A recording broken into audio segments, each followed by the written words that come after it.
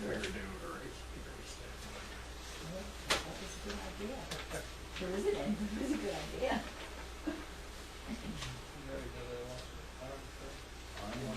I know he doesn't. Verizon Wireless controls this meeting. Yeah.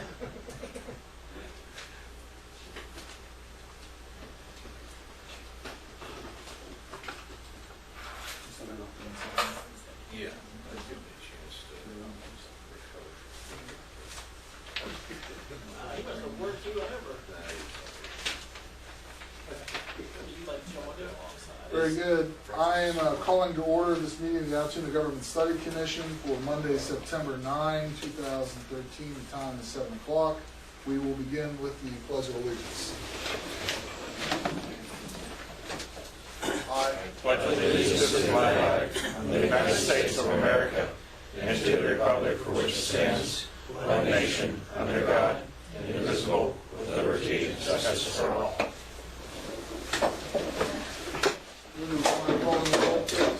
Mr. Duncan? Here. Ms. Echols will be a few minutes late. Mr. Claren? Here. Ms. Green? Here. Mr. Foots? Here. Vice Chairman Fiore? Here. Chairman Hippo? Here. The next item on the agenda is public comment. Any member of the public wishing to make comment regarding the agenda items, now's the appropriate time to do that. Seeing and noting none, for the minutes, please. We are proceeding with the ongoing study of the current form of government and identifying maybe any deficiencies in that current form of government, and have scheduled a number of interviews.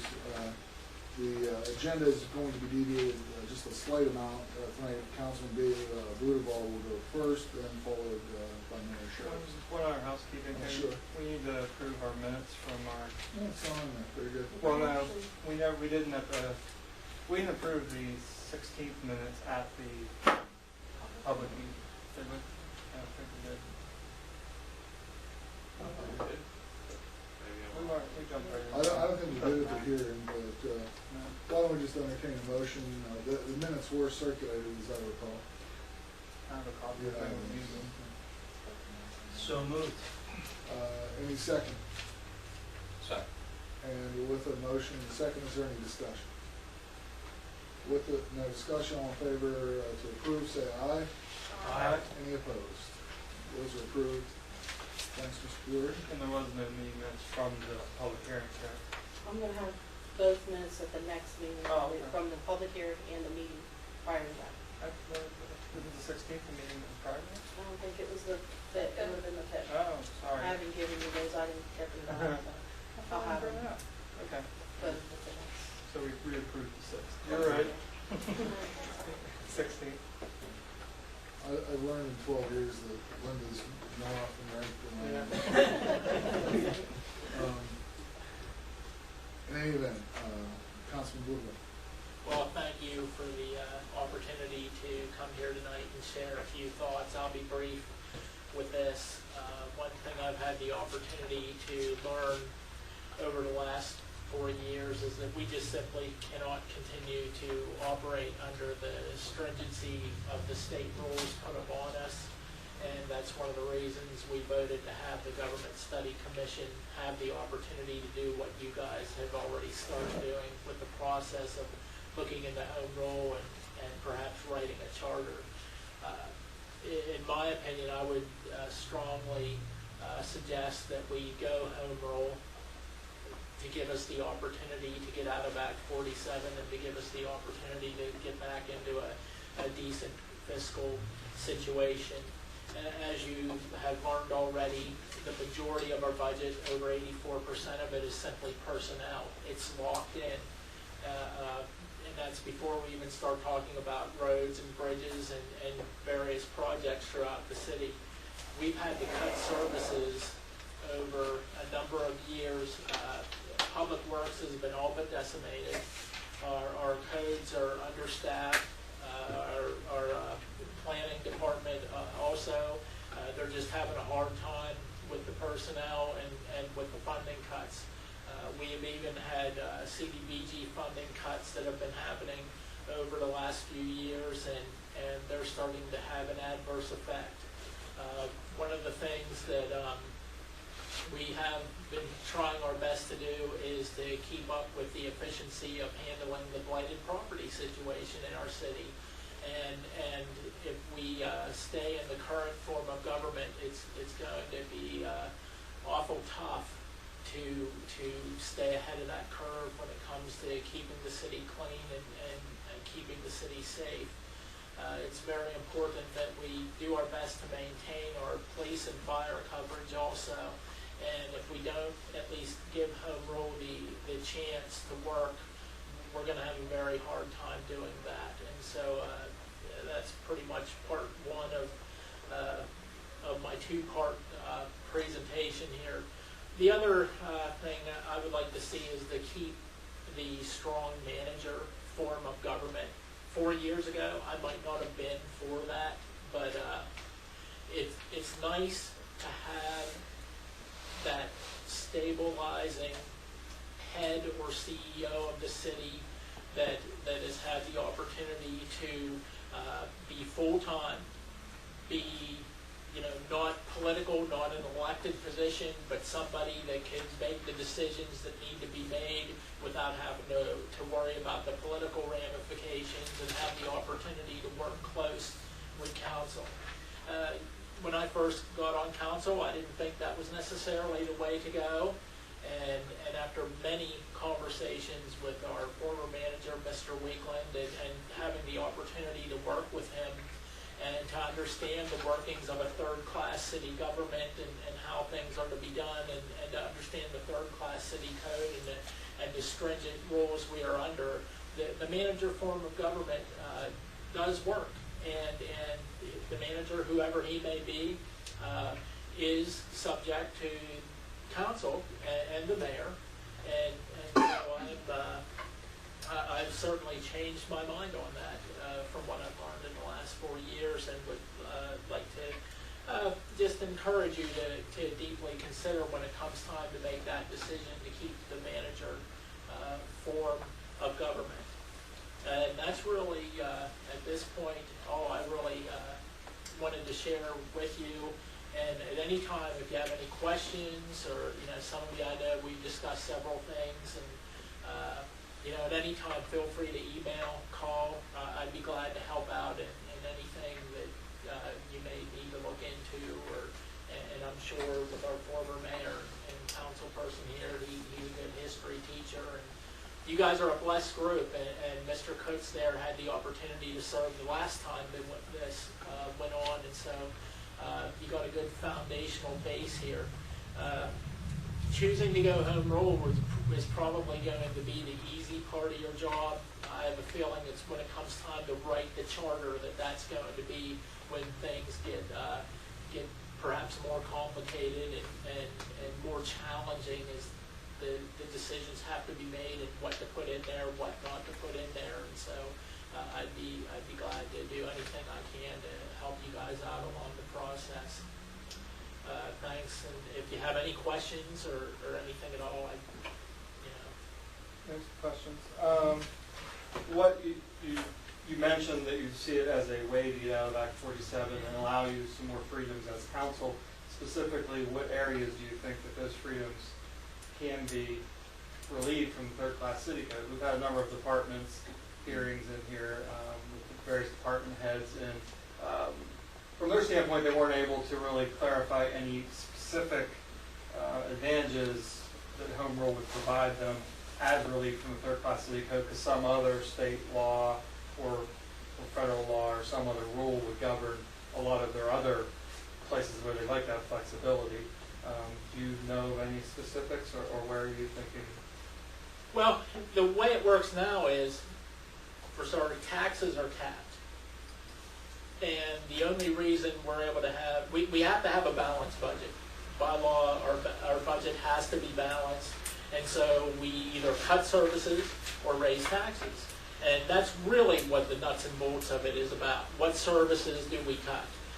What services can we perhaps reorganize if we would go home rule? And that's where the crux of the situation is going to come in. With home rule, we are able to reorganize the taxes. We may be able to have property tax relief and go more in the direction of a payroll tax. It will allow the people to be more informed and in charge of the way the taxation is broken down. Whereas right now, we're just stuck in a, here's what you get for payroll taxes, here's what you get for property taxes, there's no ifs, ands, or buts. Even right now, we have to go to the judge every time for that other 5%. And without it, we would not be able to operate. And do we want to even think about having to cut the police force or the fire department down or public works anymore? And that's really what has happened over the years. We've sort of cut public works and codes to the point where the services are at a subpar level. And one of the things I'm always mentioning, if we get anything remotely close to a normal Pennsylvania winter, that's when people will realize the cuts we have made.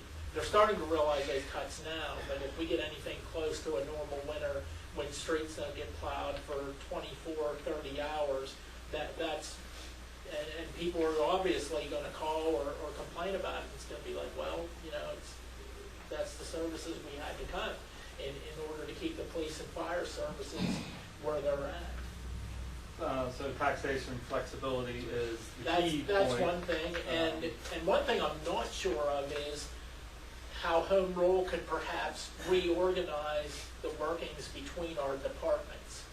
Whether we could combine departments, what we could do. You know, the police are sort of always going to be the police. Could fire perhaps combine with codes or something of that nature, since they're well trained in building systems and codes anyway. Planning and public works, how would we be able to get them the help they need in order to do their job? And that's where rewriting that charter is going to come in. Well, and that will, should we choose to go that direction, that's where a lot of decisions can be made as to whether or not we even write it into the charter or leave it up to future council. Yes. I know the Third Class City Code lists certain departments you must or may have. Yes, yes. All those specific departments and only those departments. There is a lot more flexibility in how you organize the government from the form of government, like you mentioned, with a strong manager or mayor, down through that whole tree in that organization. And that would be a decision we'd be making in the future as to whether or not we want to mess with that, memorialize that, or leave it up to, change it, or leave it up to future councils to do that on their own, and not even address it. Well, without going Home Rule, though, I guess the question would be how would even council be able to change? Well, if we do go Home Rule, Okay. when we write the charter, the decision is to Yep. what's dictated in the charter Yep. versus what to leave up to council would be where the decision Absolutely. would be made. I completely understand where you're coming from. I think that brings up another point worth mentioning is we're going through a multi-phase effort here, and we've combined the study of the current form of government with the identification of deficiencies in that as a matter of efficiency in our own operation. And I believe by our schedule, we want to finish that phase by the end of September, and then we would move into the study of Home Rule Okay. with the decision on that to happen at the end of December. And if we were to proceed with Home Rule, then the charter would, the drafting would begin in the following year. The reason I want to point all this out is one of my concerns, as Mr. Jury just indicated, there is still a mountain ahead of us, and we're on a listening tour. I've borrowed that phrase a few times. The speaking, the analysis, and the debate will probably begin as we move through Home Rule, and then certainly if we proceed. And I think it's critical that we maintain as much communication with the current staff of the council. Staff, by the way, has been fantastic. And they are. We are very, very extremely blessed with the department heads we have, with the staff we have, with the employees we have. And actually the shame of it is I wish we could better market some of our employees that just put so much in all the departments. We have people that live here.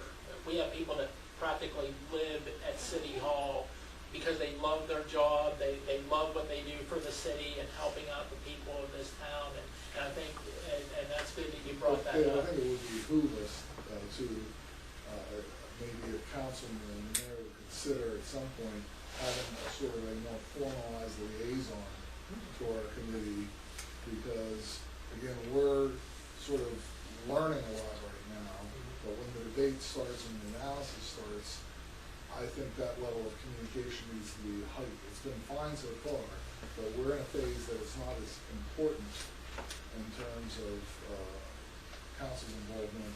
Once we get to these next phases, I really think you would do everybody well to consider having a more formalized liaison appointed here, so that at least we're doing everything we can to keep that communication and feedback at a maximum level. Great idea, I completely agree.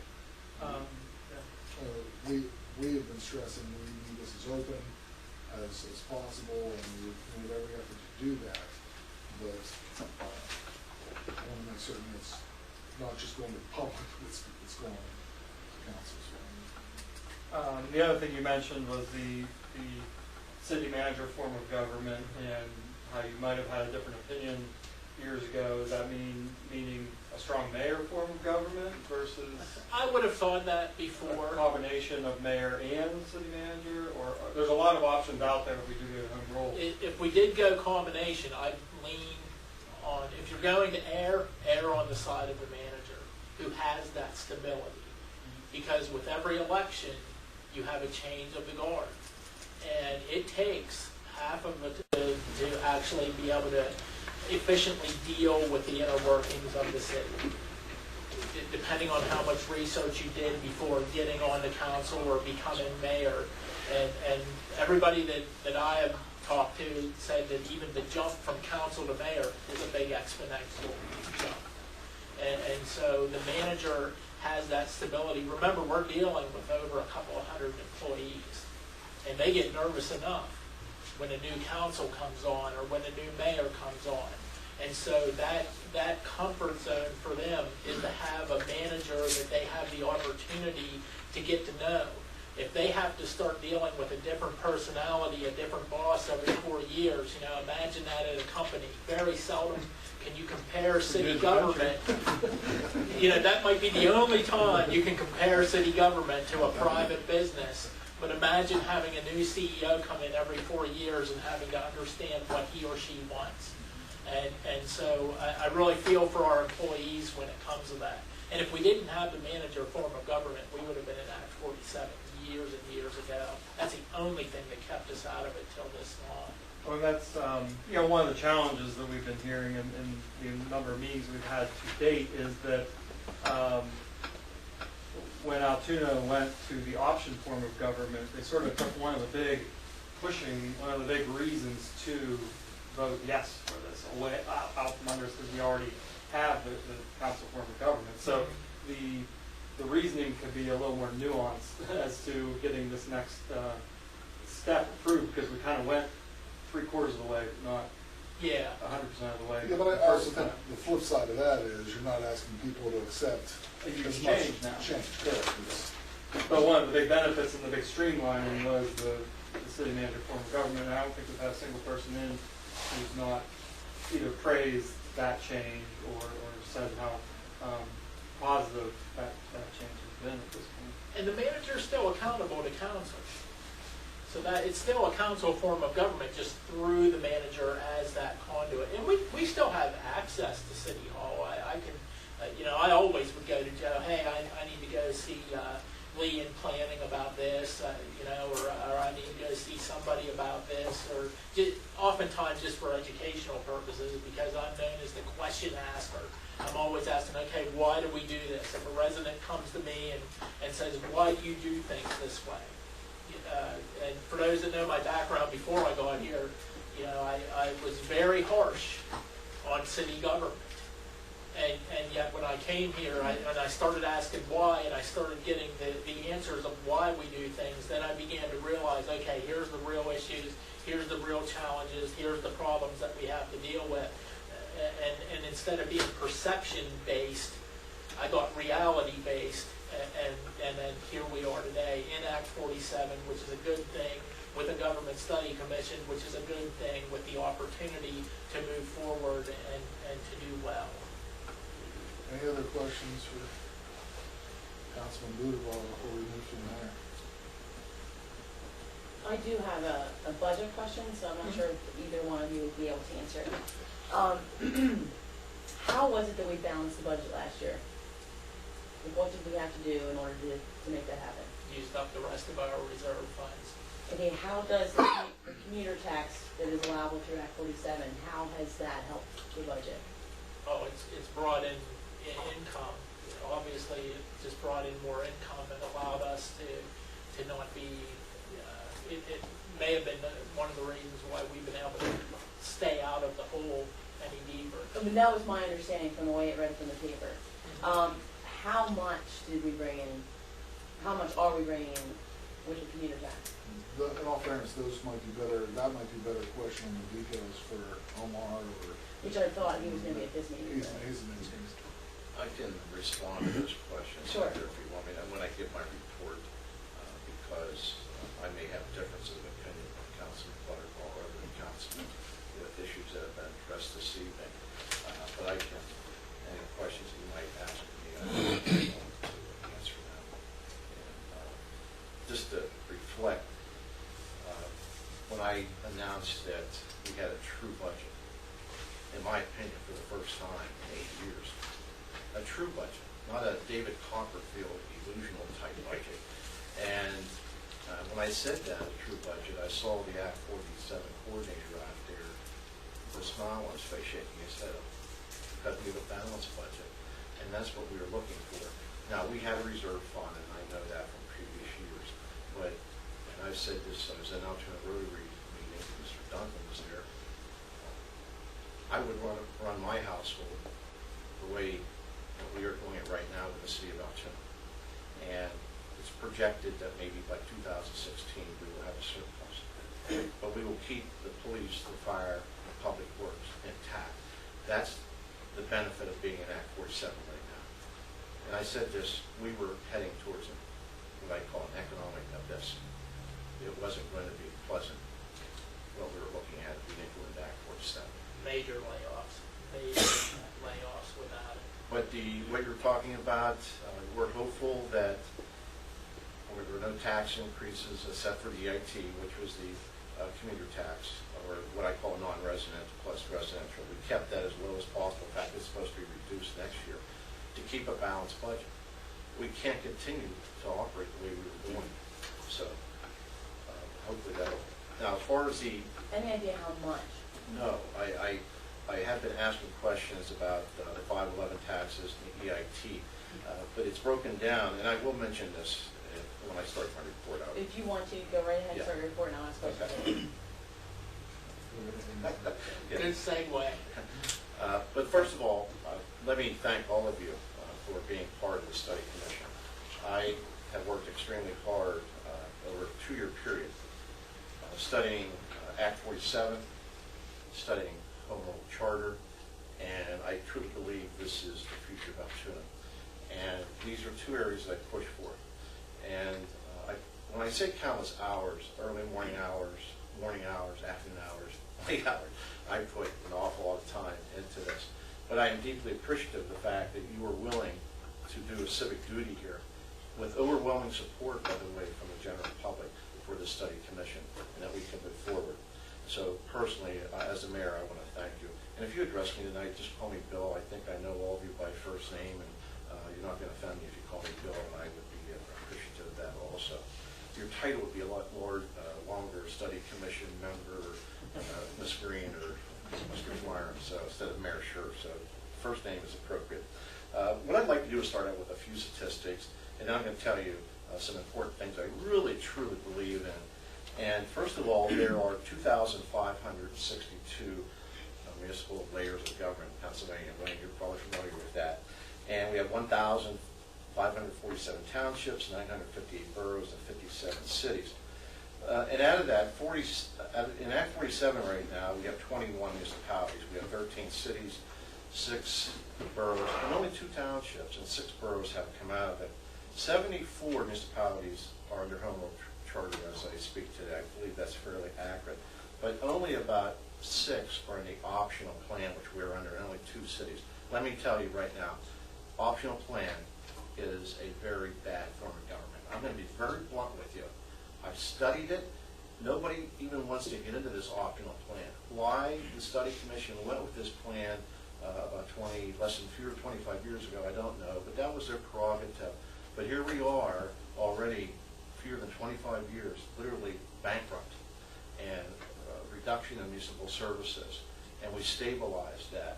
And I'm very proud of the fact that we have stabilized that, and that's why I'm strongly in favor of home rule charter. This optional plan, and I know I'm going to differ very strongly with Mr. Councilman Butterball on this, I am a firm believer in a strong city mayor.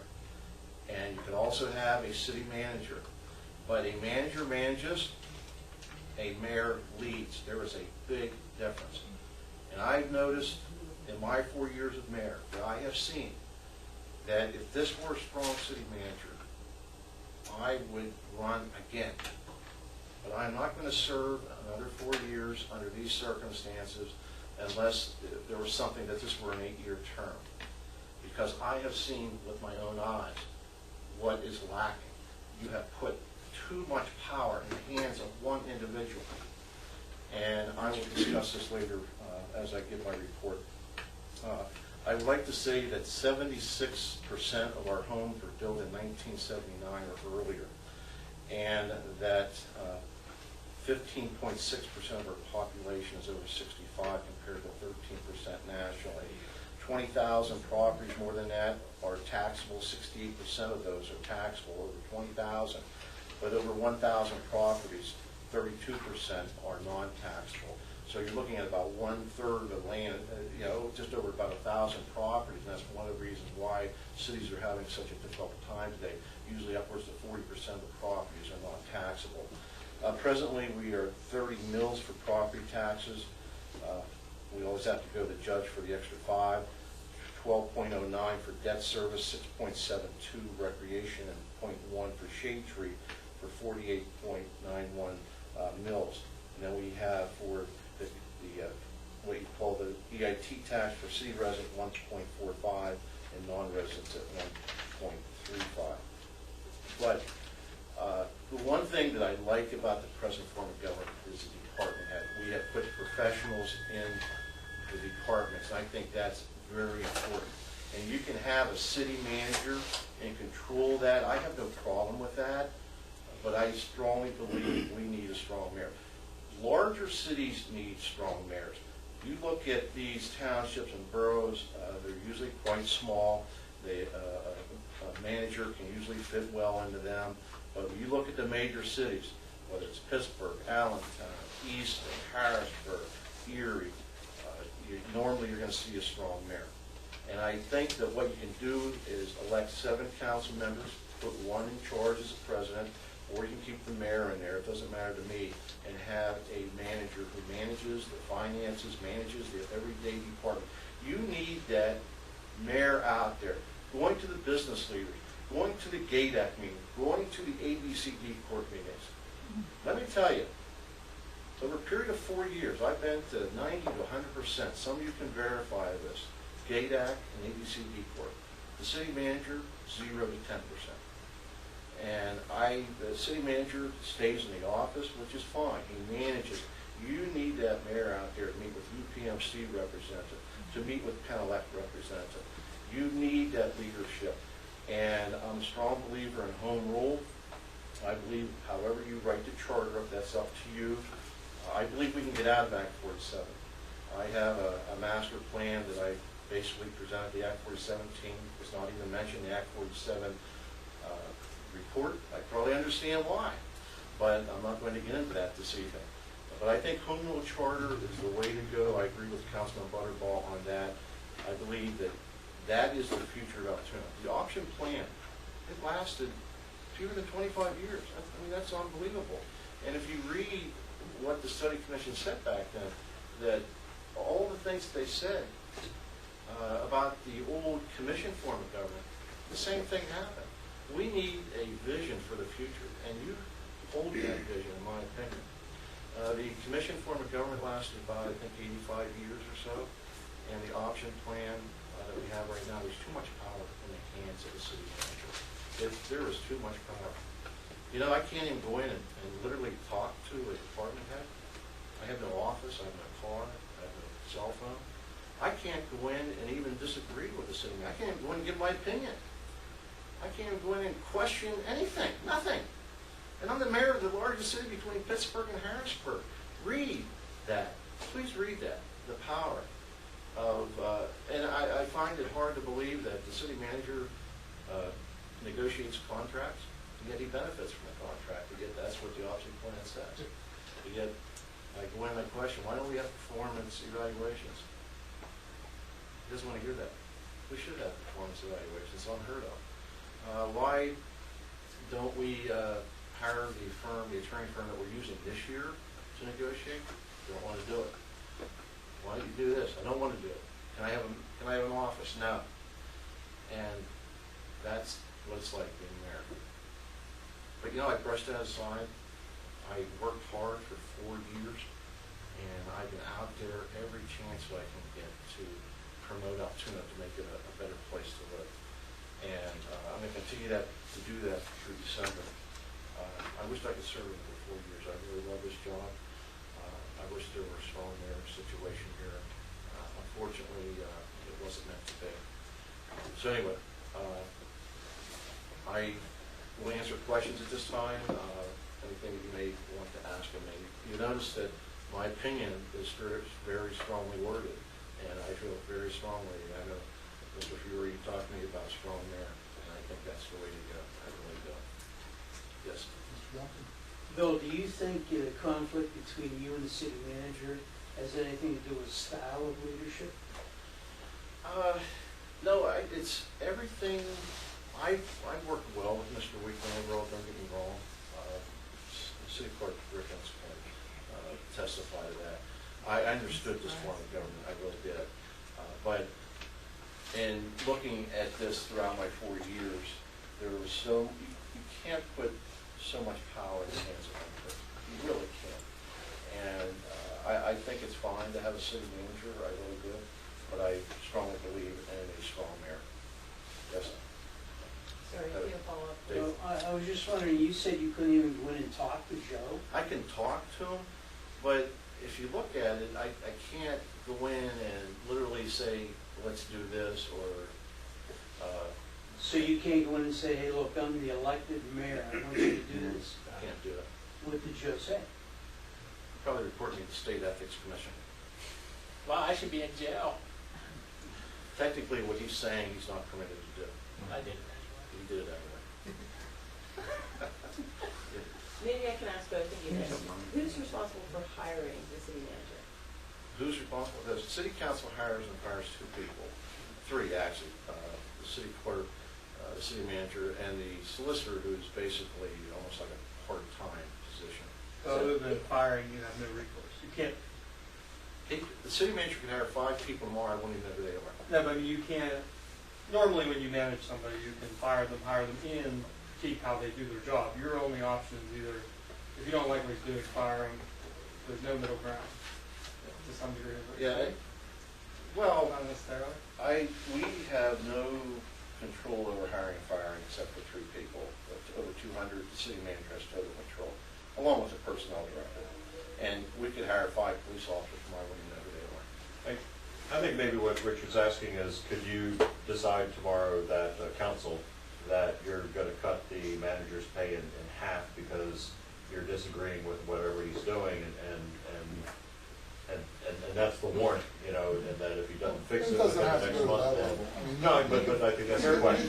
You could pass a resolution directing the city manager to do the following. Yeah. And if he doesn't do it, then you can take action. So there are ways. Are you saying that there's no opportunity to do performance evaluation on the city manager at all? So We there's have no annual evaluation or any time period evaluation for that position? We just passed that. So there's an ordinance in place now.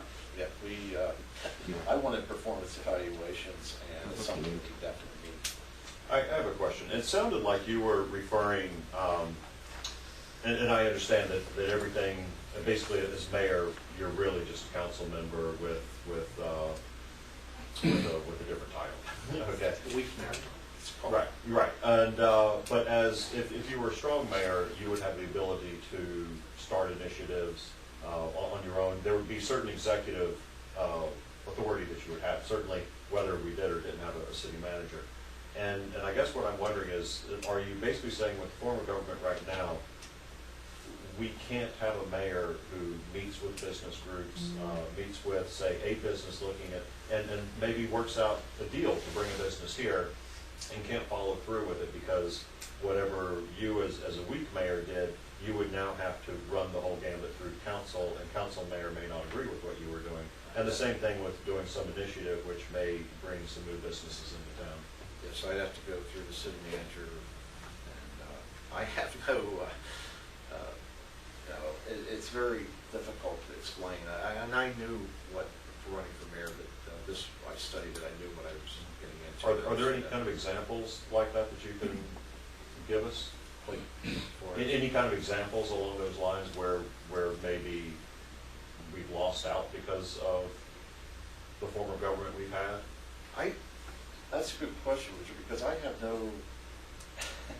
have no contact, literally, unless I go to a GADAC meeting, and a lot of it's driven by ABCD Corp. They're the development with GADAC. It's not so much council or the city manager. Quite a bit of it's the ABCD Corporation, GADAC, and things like that. We literally are a council that just votes on ordinances and resolutions, and the work is done by the literally. I've gone above and beyond that. I love being mayor. I wish I had an office. I don't have an office. I look at the Mayor Tyrone, Mayor Hollingsburg had an office. I don't have an office. And now when I was talking to a representative from Furey's, and he was in the mayor's office up in Williamsport, and he started talking about how nice it was, and big long table, and I said, please stop. I don't have an office. But that's just the nature of this form of government. Fear the 25 years were, and I'll be honest with you, we should have been at 47 10 years ago. It should have been way before now. And when I know Councilman Butterball mentioned about how good the city manager form of government is, here we are, fewer than 25 years later, literally in Act 47 facing bankruptcy. And thankfully, we were able to stabilize the budget. No, Dave, I know you want to ask a question, but what would a vote consist of to get rid of, if council got together and they said, we don't like the way the city manager's performing, would it have to be a unanimous vote, or would it be by majority? Majority. Okay, how many votes have we ever taken in the last 30 years? Twice. Two, Okay, three, twice. three So- managers. Prior to Mr. Wheatland becoming the city manager.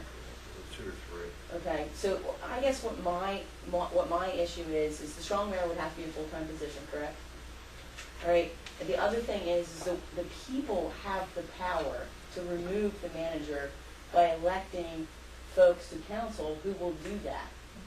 So what is it about this makeup or the makeup of council in the last 30 years that we've never gotten to that position? Because this isn't the first time I've heard negative things about, not negative, I don't mean to say negative, but this isn't the first time that I've heard less than constructive issues with the city manager. So why did it take this long if he was not doing what you wanted him to do?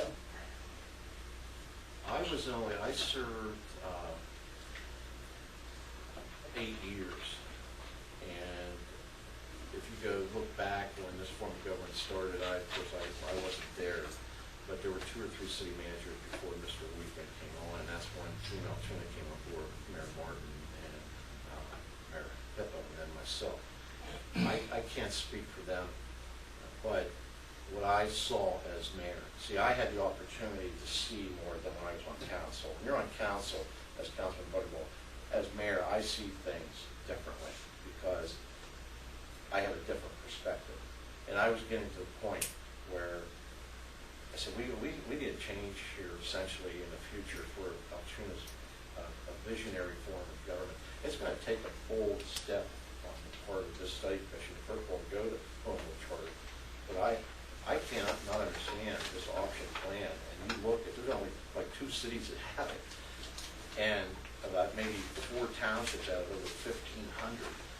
But they're only 74. You may say, well, we're only 74 home rule, because you only change, if you look, you only change your form of government if you have problems there, and that's when you change. And the home rule gives you a more effective organization. It's not a panacea. I mean, there are cities with home rule charters that have serious issues right now. A lot of it has to deal with just the way taxes are. Nonprofits make up about 40–50% of the city's properties and things like that. Some cities are going quite well right now, like Allentown and Pittsburgh. Pittsburgh hopefully will come out of that in 47. How does the home rule change the nonprofit? It doesn't really. I mean, that's you're looking. What the home rule does is you write that charter, and it can be adjusted later on down the road. But if you make this home rule charter so restricted like the option plan, we're not going to get out of Act 47. I'm going to tell you that right now. We're going to be Act 47 for maybe decades. A lot has to depend on it, and this is why your responsibility is going to be tremendous. I wish they would have gone to Act 47, or I mean the home rule charter back then. I think they went the conservative route, and that conservative route was just, I think, it wasn't going to work. But they went with it, hoping that it would work, and here we are 25 years later, look where we are. This is more of a question for phase 2 or 3, as Wayne has pointed out, but when talking about forms of government change, and Mayor, you said that you felt it would have to be a full-time position. Obviously, that's not necessarily the case. You mentioned that, because it could be a part-time, strong mayor with a city manager. I mean, there's a lot of options out there. Those nuances can be debated in the future, but also you said that whether you leave as a city manager or not, but what you feel would need to be another full-time position, and what will that add another, in order to attract people to that full-time position, it's going to be another fairly high salary position within government, in addition to the city manager, you think, or are you saying instead of? Can't be any higher than my salary. 2,400 has been the same for the past 23–24 years. But no one's going to do it as a full-time job. Well, if you look at the study commission, that was one of their prime things, that we're going to save all this money. And look, and it also said, look at the candidates you're going to attract. Nobody even want a Democratic ticket. We can't get people. Nobody will find people to run, period. But that's somewhat my point. If it is it the power of being a strong mayor that you think will attract candidates? Or will there also need to be a salary commensurate that will attract people to do that as well? You know, if somebody here's like Wayne Hepburn, and we say the city manager is more professional. You can't find anybody more professional than this individual, Tom Martin. And then you look at like Dan Dorn, and even Ray Bulls. These are very professional people. And it's saying that the city manager is going to be more professional. I think if you go to a full-time mayor, you're going to draw some strong candidates. Really, you will. You will draw stronger candidates, and the manager can manage the city. That mayor has to be out there. He's the leader. And I look at other cities, and I think that would be the strength of Altoon's future development. I really do. And I could be wrong. I mean, it's only one opinion, and there may be 6 council members that disagree with me. Yes. I guess I'd actually like to ask both of you to get a varied opinion. Is we hear a lot about a strong mayor, which I guess we all think we know what that means, and then a weak mayor, which we've had in city manager, we know what that means. But a hybrid version of that, where I'm not going to use the word strong or weak, but we'll call it a mayor, who singularly appoints a full-time city manager, who we'd assume would be a professional who knows about city government, but may float from city to city as jobs become available. And any comments on a system like that? That's going to be your decision. I don't like hybrids. I like a strong mayor. You have a city manager. A mayor leads. A manager manages. You look at the managers, they have to stay in that office literally all day because the issues that come up. And that's where the manager should be. And I agree with Councilman Butterball on the fact that we need a city manager. But I truly believe that along with a strong mayor, that this is going to be the future success of Upton. How you write that charter is entirely up to you. I don't attend various meetings of boards and authorities because I don't like to be one looking over one's shoulder. I have total confidence in this group. Whatever decision you make, naturally something that the voters are going to have to vote on. Yes. If we chose not to go strong mayor, sorry Richard, if we chose not to go strong mayor, would you still be in favor of home rule? Oh, most definitely a home rule. The optional, I don't know why they put, the home rule law was passed by the state constitutional in '68, but we had home rule before that, and the option plan for third-class cities, and then it was voted on by the state legislature in 1972. And you only have a handful of municipalities that want it because it's not a good form of government. Here we are, literally within 25 years. I just don't know how we continue to go with this option plan form of government. The home rule charter, in my opinion, because we have such a serious issue with our government right now, and that's the reason why we go for a change. And that's my opinion. It was to let Dave respond. Oh,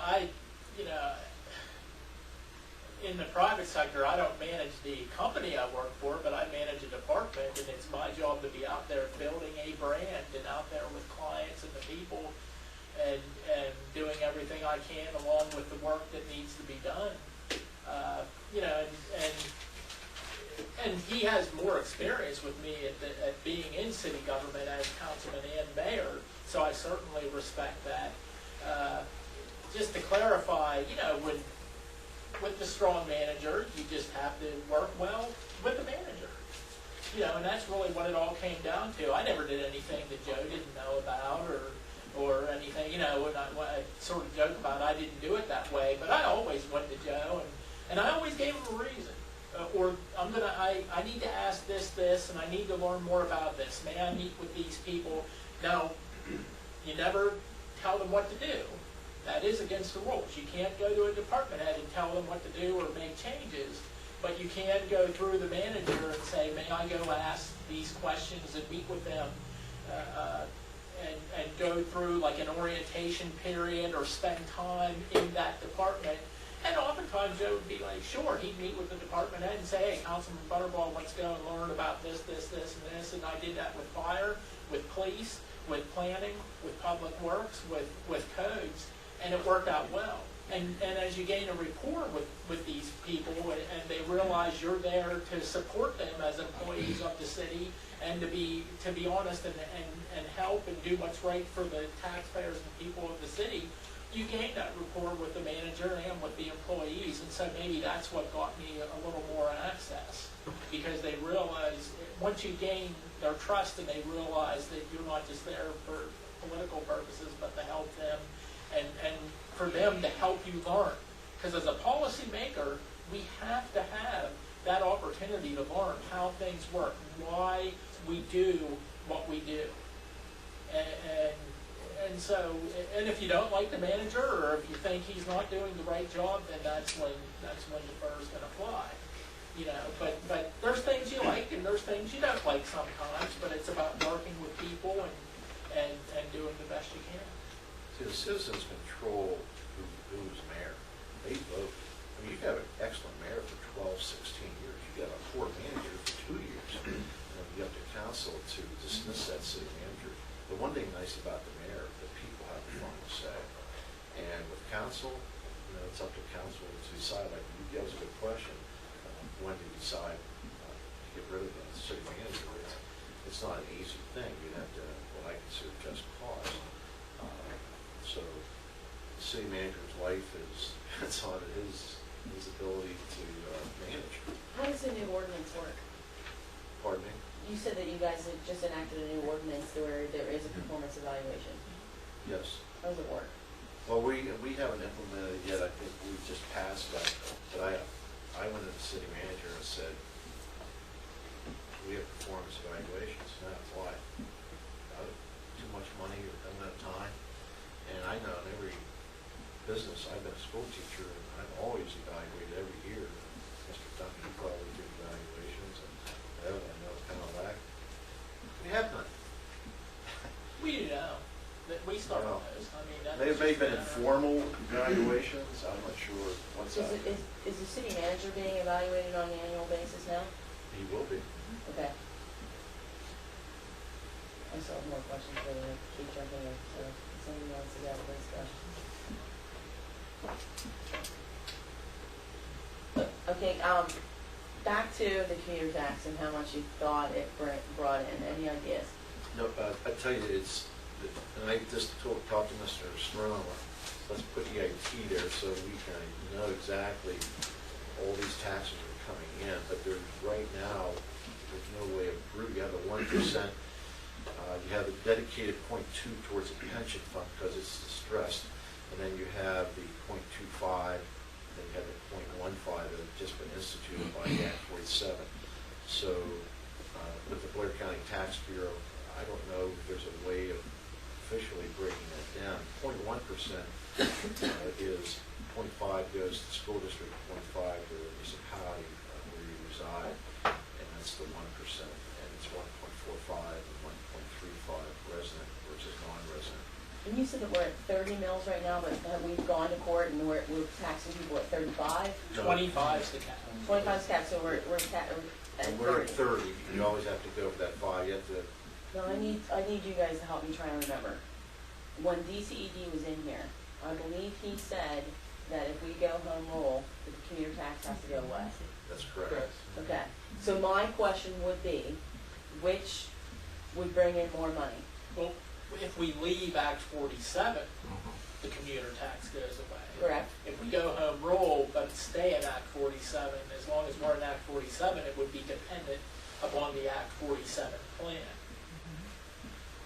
Yeah, it would, the home rule balances, between property taxes plus DIT, but you would have to do away with non-resident tax if you go home rule. Okay, so it would be, No, I don't know, I don't even think, if you go home rule, I don't think you can have it, I think state law, I don't think you can have it. Okay. That's what I understand. okay, so that was what we remember. My question is, at this point, as much testimony as we've heard, for me, it's a lack of population. We have lost population. The only thing that's going to fix this is to increase our population or to increase the taxes on either the people that are living here or the people that are coming into work. I don't see a major population growth in the next 10 years. So for me, as a person, as a taxpayer, if I'm looking at this, I'm saying I would rather that people who live outside the city be paying a commuter tax than to increase the taxes on the people that are living here. That's the way I'm looking at it right now. Yeah, one thing, I've studied this, I used first 82 years of Upson's history, we grew by 1,000 citizens a year on average. The last 82 years, we've wasted 440 per year, we're down to 46,000. And that decline has continued. Maybe not as much, of course, statistically, you can't keep going 1,000 or whatever, because then you have nobody, so hopefully, and you are right, we have to change that. It's directly proportional to the county though, too. We've always been a third of the county, and we're still a third of the county. So the county population has gone down proportional with the city, so it's not just city. And we have to stop that decline. Do any of you have, I mean, part of this, the decline, which you're not going to stop, is that, if you look at the proportion of our population that's elderly, I mean, you can't change that, and that's what's going down. I mean, you can't change it, but do you have any, does anyone actually have the statistics of what our population is by decade, or by age, and how that's changed? I don't know whether we have a, Does anybody have a comprehensive plan? Wikipedia has a census for decades. City data does too. A lot of maybe decline like 50s, 60s, and 70s because of suburbia. no, not by decade of calendar year, by age decade. So what our population in I the, don't have that. Richard. in the 30 range. Richard, citydata.com. Okay. I believe median age is somewhere in the mid-30s, believe it or not. Any other questions for the gentleman? Thank you, former Mayor Hippo and study commission members. Thank you for allowing me the opportunity to speak here tonight and voice my opinion. And I have been proud of my 8 years on city council and 4 as mayor. And I wish you nothing but the very best. As I agree with former Mayor Hippo that your work is cut out once if you do decide to go to local charter. You're going to be looking at other cities and different things like that. And whatever you do, good luck with everything. Thank you. Next on the agenda, Central Blair Rec, Mike Oakley. Mike had passed out in advance, you have a minute after Mike. Yes, let's start also by thanking all of you for the opportunity to come here this evening. And I appreciate, as a taxpayer, as a citizen, being born and raised here in Altoona, all the work that you've already put in and that you're going to be putting in here over the next few months to make what I think is a very crucial decision for the city moving forward. What I'm going to talk about here today is kind of a brief overview of what the Central Blair Recreation and Park Commission is, our makeup.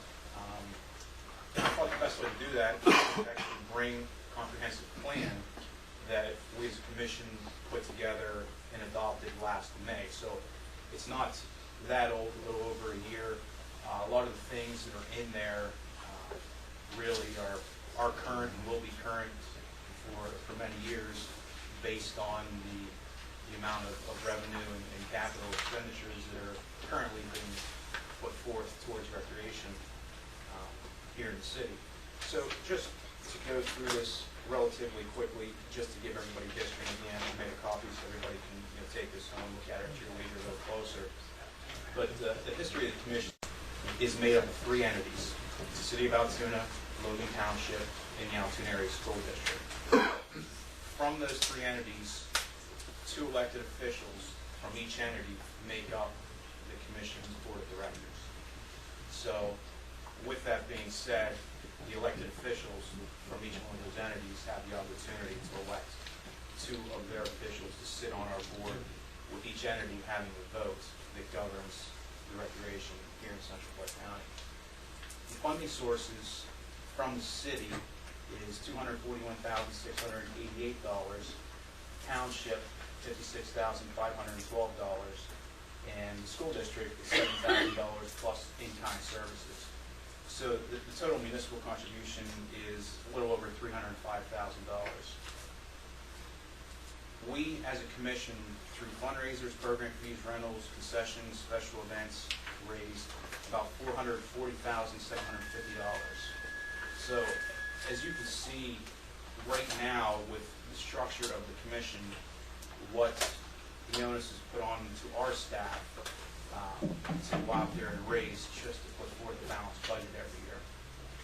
We've been working off of the same allocation from the tax entities since the mid-90s.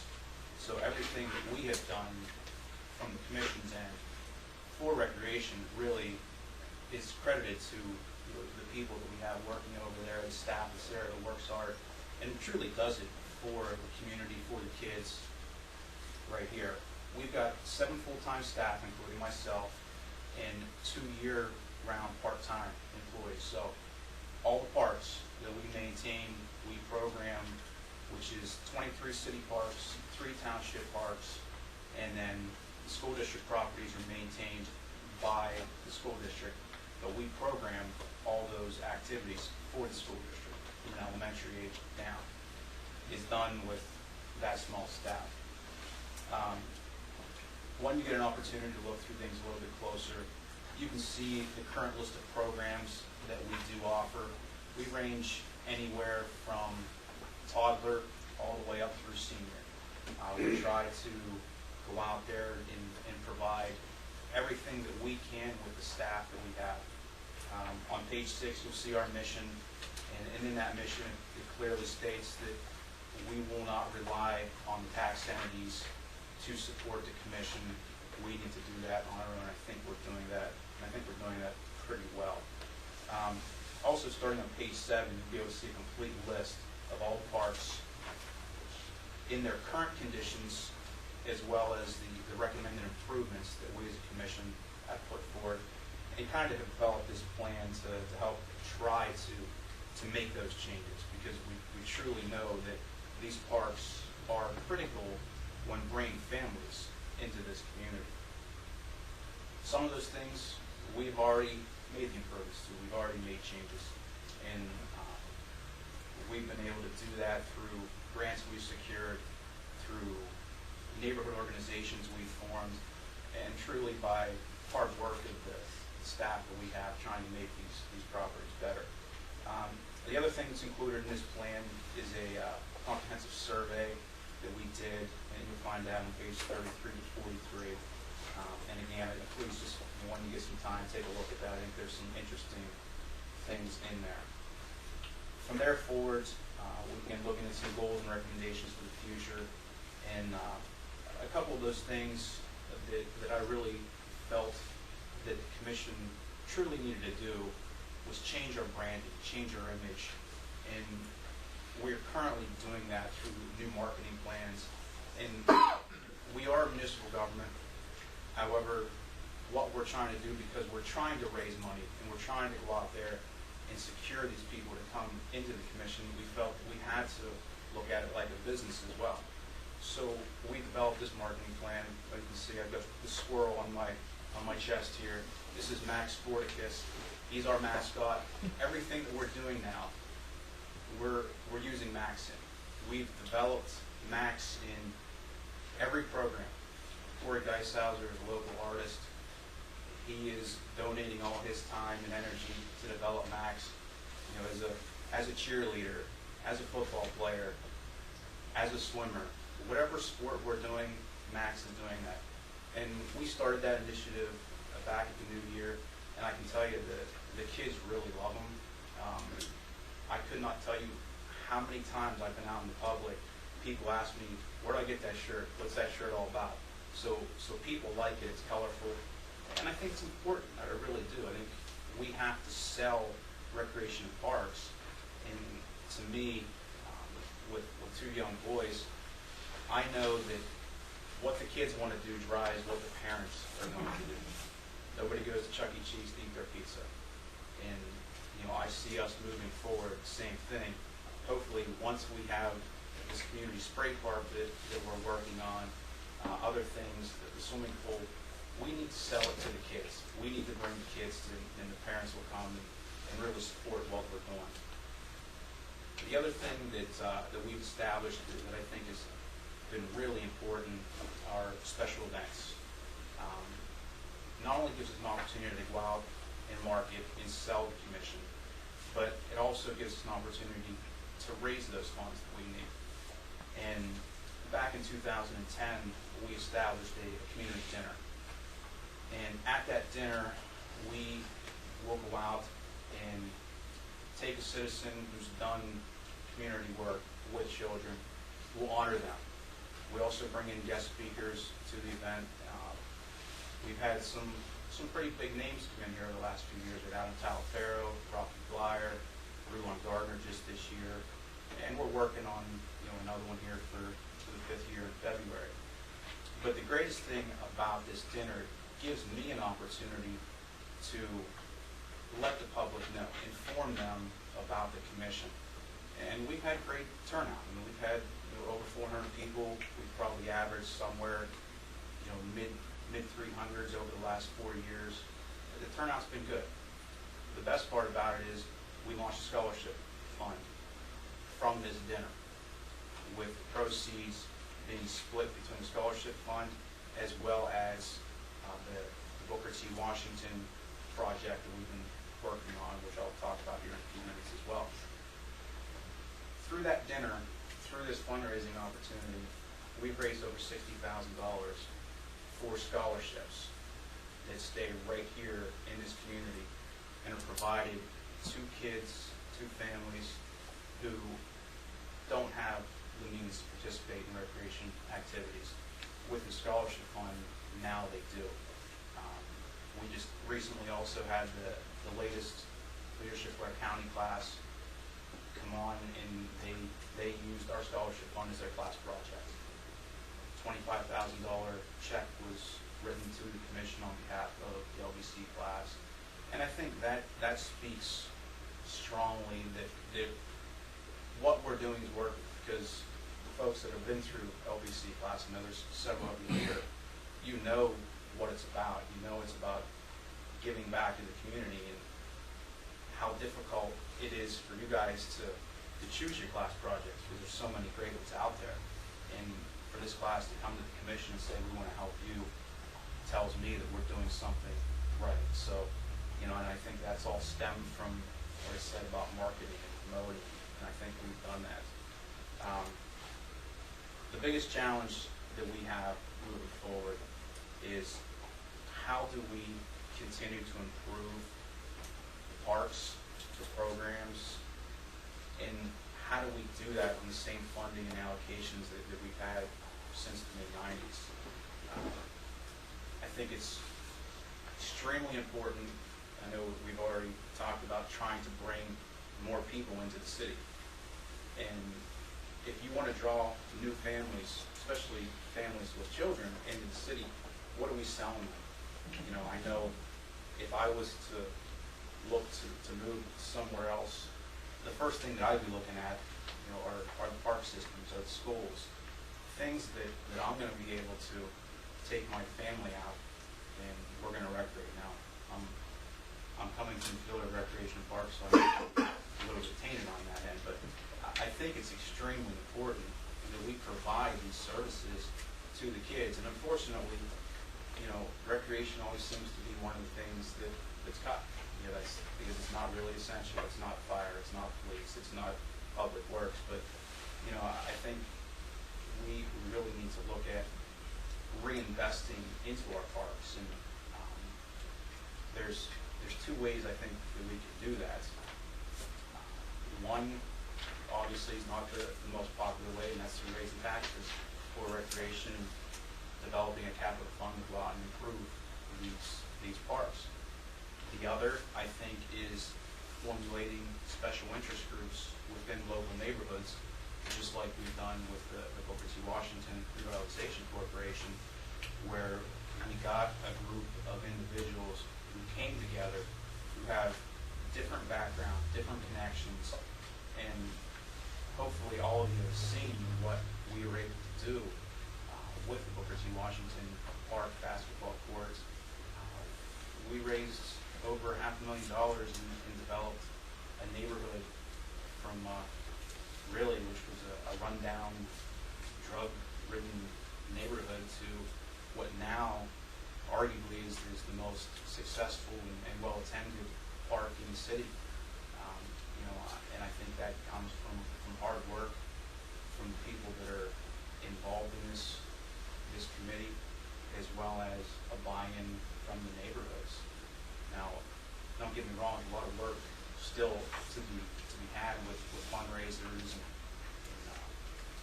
making phone calls and sending letters and trying to secure the donations and grants.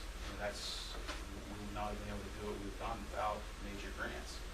So I think that by setting up these type of organizations and committees, we can reinvest back into the city, back into these parks. And, you know, it's important for us when we're looking at budgets not to cut recreation, actually add to it and reinvest into our parks. We at the commission currently don't have a capital budget specifically in place to maintain parks, facilities, equipment. We essentially have a small line item in our general budget that we allocate, you know, several $1,000s, and usually what it is, it's once we take care of everything else in our budget, whatever's left goes into that capital, and you know, we spend it because we all know that there's parks in need. And you know, I just think that safety, being able to provide something, an outlet for these kids, is truly something that we have to do. You know, a nice, clean, safe park is a tremendous opportunity for a young family to go spend an evening or weekend or whatever, just being together.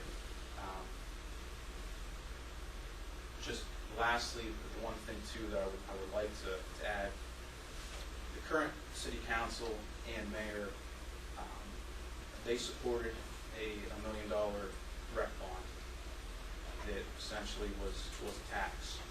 And with that $1 million, we have been able to make major improvements to Prospect Pool. And anybody who was up there 2 or 3 years ago and saw the condition that the pool house was in, the grounds, you need to go up there, I'm going to say today because they're closed now, but next summer to see what that money really went towards and the improvements that were made, as well as the new gym floor at East Juniata Community Center, stripping, sanding, and refinishing of the gym floor at the Sixth Ward Community Center, new dugouts that were built at Geesey Park, and where the bulk of the money is going to be going into is the Juniata Memorial Project, which hopefully by next summer we're going to have a state-of-the-art zero-grade spray park, playground, all new ADA accessible bathhouse. It's truly going to be a gem, and it's going to be right here in the middle of the city. And that's what that $1 million is going to be used for. And that's just 5 projects. And like I said earlier, we have 20 plus parks that we're looking at. So I hope that gives you a little bit of an understanding and education of what the commission is all about, kind of where we're at. If I leave you with anything, is that we're doing things that we need to do from a commission standpoint, moving forward to provide for our community. I think we do a really good job. The staff I have does an excellent job. But it would be so much easier if we just had a little bit more money allocated to recreation, specifically to make the improvements in the parks that are needed. How we do that, I don't know. I support whatever decision you guys make moving forward. I've got most faith and trust in all of you. I thank you for allowing me to be here tonight and just give a little bit of information on recreation for the city. Mike, can I ask you a few questions just to help fill in some Sure. points Yep. in terms of focusing toward what we're doing? So it's clear, the commission doesn't own any of these parks. That's correct. Correct. And predominantly of the parks you're responsible for, and it's been a few years since I've been on the board, but as I recall, the vast majority are within the city of Altoona. That's correct. About 90%. So, And you mentioned a number of 20 that you're working, but my memory on the park number is much higher. There's 23 parks that the Recreation Commission maintains. There are smaller recreation properties that City Public Works currently maintain. We will work in cooperation with them to maintain these facilities like Highland Park, Tuckahoe Park. They're large facilities that we don't necessarily have the manpower or the equipment to maintain. The Public Works Department does. The parks elements of everything, we take care of the parks. So the structures themselves, regardless of where they sit, are maintained through the commission. So the city maintains ownership, and a lot of the parks that you manage, for lack of a better word, are part of a lease agreement or a management agreement to the commission to handle maintenance, et cetera. Correct, yeah. The city, township, school district, wherever that property sits, is owned by that entity. The commission doesn't own it. so for some reason your commission went away or was defunded, there'd be liability that would go back to the city Back to the entity. that they would have to either maintain or closing down or That's correct. whatever Yes. at that point. Yes. Who is the voting person from the city on their board? It is Councilman Cagle, and Mayor Sherp is the alternate. You get one vote. You get one vote. Right now in the city, all the parks that the city owns are they all functional and open, or do you have any that are currently not open? They're all currently open and functional, however, there are a few parks that I deemed unsafe, and we are making corrective actions here, hopefully in the next few months, to remove some equipment to make those parks functional and safe for the public. And once we do that, we obviously would create an issue where a neighborhood that's accustomed to a playground now isn't going to have one.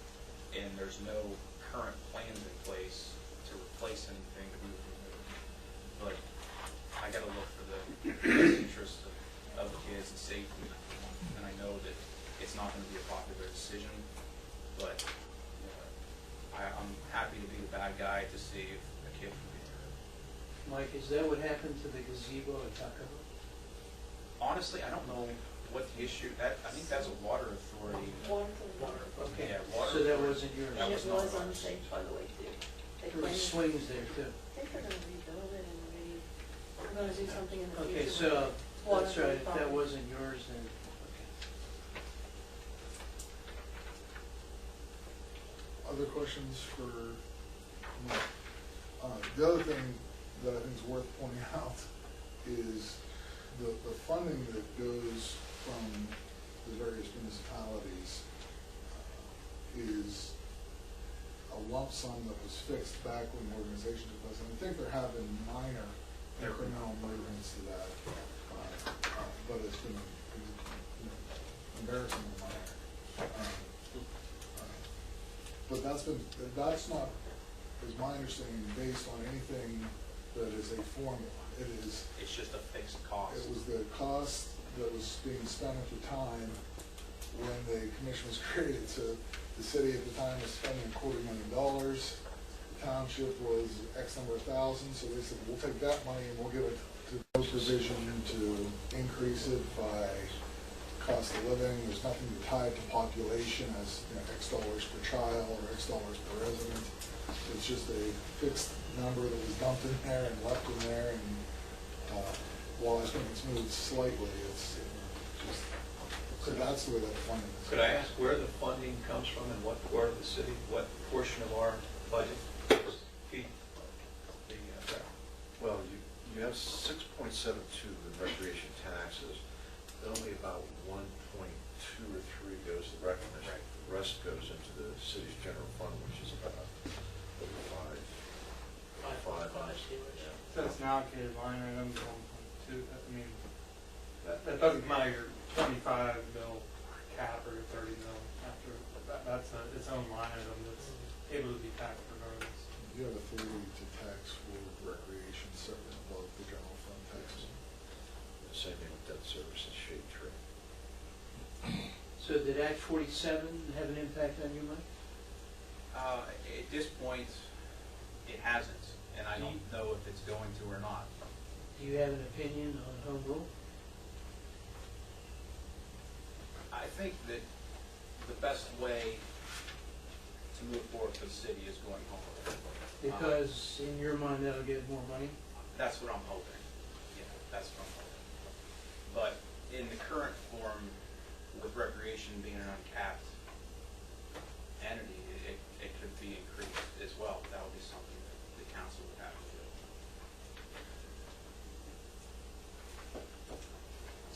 Any other questions? Thank you very much. Coach Frederick, Hey, we finally get to you on the agenda. all right.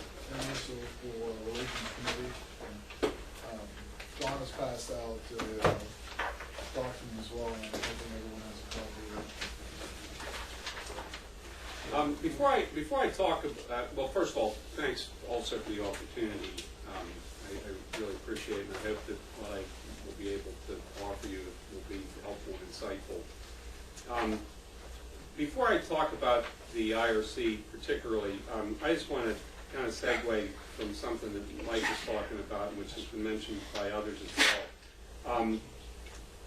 And in fact, part of my presentation, there's a few slides in the middle of my presentation there that we had this up on the wall.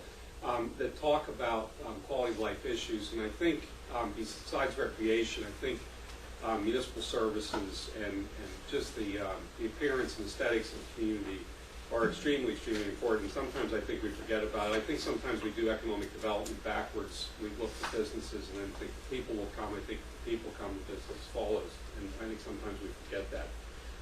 Attracting people and businesses is about making a more livable community. And frankly, right now, there are things within the city of Altoona and some of the surrounding communities as well that are not particularly attractive. And waste collection and recycling is probably part of that list. I also think it's important, I also want to make this general observation that, I spent 11 years working for the state association, the State Recycling Association, as it turned out, and it gave me insight into municipal government all across Pennsylvania. And I would just make this observation, and maybe this goes without saying, but I'll make it anyway, that there really is a systemic flaw in municipal government in Pennsylvania. We're basing 2013 demographics on a municipal government system that was designed for the demographics of 1850. And cities and townships are not what they were in 1850. They're not even remotely, they don't even remotely resemble what they were in 1850. Cities are, even cities that struggle are still the basis of any metropolitan community.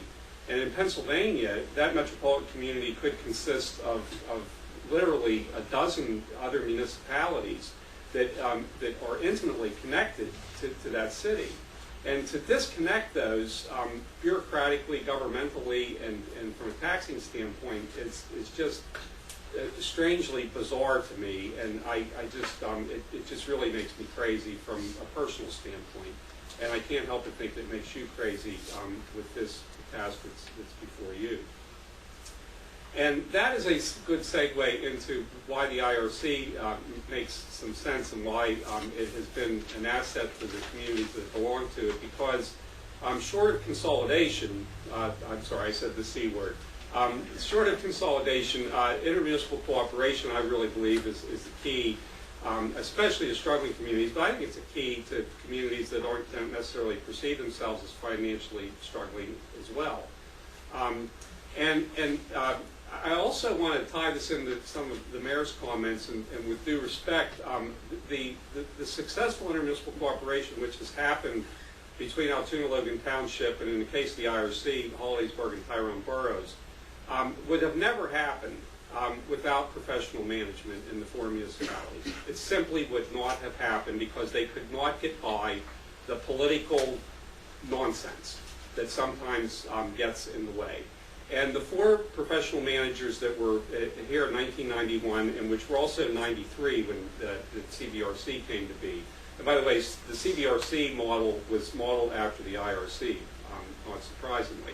And there have not been many times during my 57 years here on this planet and in this community that Logan Township and the City of Altoona have done much of anything together in a positive and cooperative way until the CBRC and the IRC took place. And the relationship, sometimes there's differences of opinion, and sometimes there are struggles. There's a slightly different vision. There's a slightly different perspective. But by and large, the municipalities in the school district, in Mike's case, have gotten along well, have benefited from this.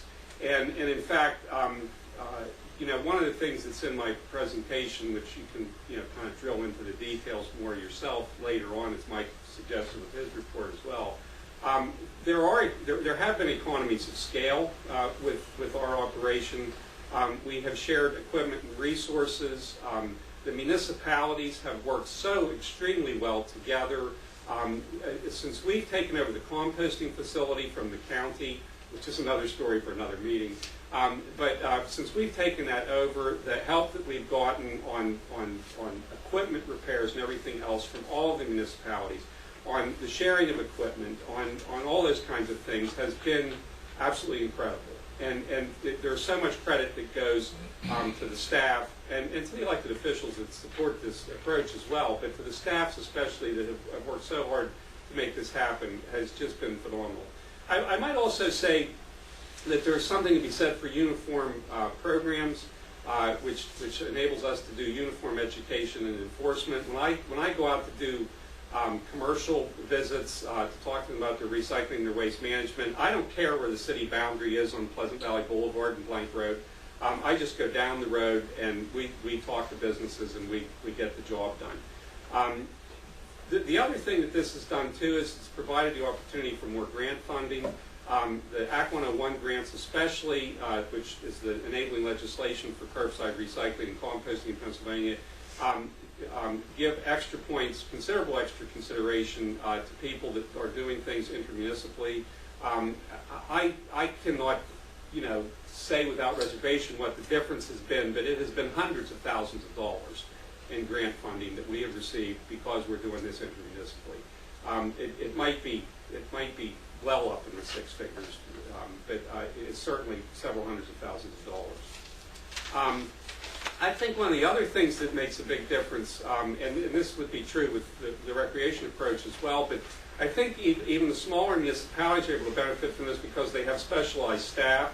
I think one of the problems with Pennsylvania in general when it comes to waste management is that the smaller municipalities don't have staff that know what they're doing, quite frankly, when it comes to solid waste management, recycling, and related sorts of things, just as they don't with recreation.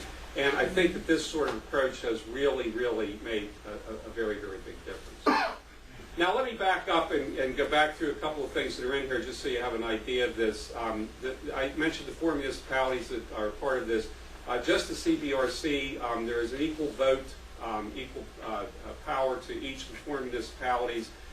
There have been times where I think the city of Altoona thought, well, that just wasn't quite fair. We have 46,000 people, and Holliesburg Borough only has 5,500 or something on that order. But I think that the municipalities have come to realize that the benefits, the cumulative benefits of working together in these things have canceled out any sort of shortcoming that might come from this perhaps perceived shortcoming. There really isn't so much of a perceived shortcoming. I mean, quite frankly, we spend a bit more time in the city of Altoona because with 46,000 people and many more businesses, it's inevitable that we have to do that. But as I mentioned, we really don't even look at municipal borders sometimes.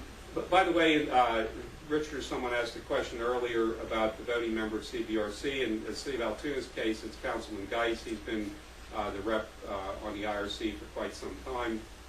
And our setup is that the proxy, if the elected official can't be there, is the municipal manager.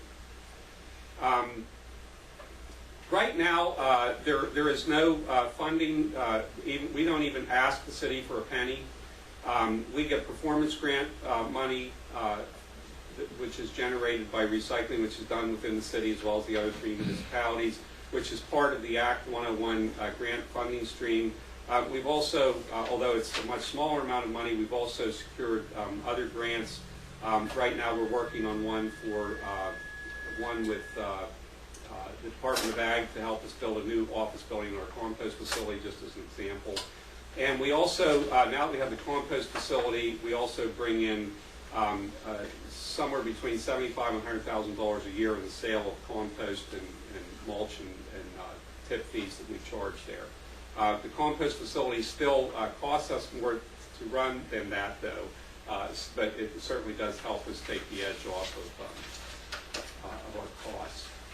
Now that we have the composting operation that we inherited from the county, we have 2 facilities at the Buckhorn, one at the Buckhorn and one in Duncansville. The one in Duncansville is only open 1 day a week because of staff limitations. Yes, even we have staff limitation problems and challenges. And our office, since last early winter, has been in the basement of City Hall, where code enforcement is. We have 3 yard waste collection vehicles, which are shared by the 3 municipalities, or the 4 municipalities. We have 2 grinders, 2 windrow turners, a chipper, and we inherited, although we really are not using much of them, we inherited quite a bit of recycling equipment from the county as well. which includes about 3 dozen drop-off recycling containers, which are in various stages of deterioration. Well, I shouldn't say that. There's some of them that are in pretty good shape and we're using them. I would be remiss if I did not make a few comments about waste collection and recycling. This is a subject for another meeting. It's perhaps a bit off of the topic of home rule, but our waste collection and recycling system has been a struggle, and I have a page and a half or so of some of the testimony as to why and how it's been a struggle. We're working very hard to make things, to implement people's programs commercially, residentially, institutionally, at public areas and public events and all sorts of things like that. But we have great problems